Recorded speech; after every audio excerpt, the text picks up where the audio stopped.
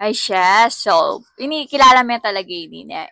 Dolphy Quezon. So, the veteran komedyante na ng Pilipinas. So, di ba?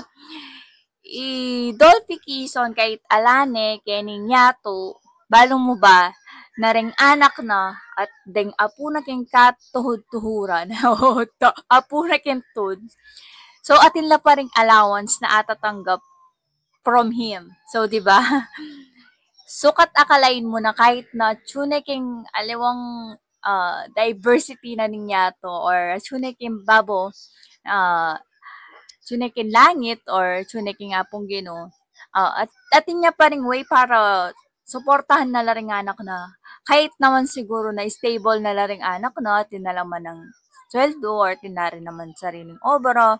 So atin niyang business at telakad ining Idolfi, the king of comedy, para suportan na lang pa rin din anak na.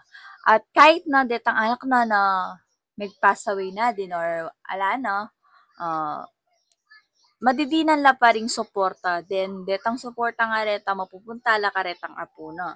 'Di ba? Kagaling na aisip at aisip na itang mga tambage, 'di ba? So, sana dakal maging makanitang klaseng tao ne na ako tamang pakanitang strategy na.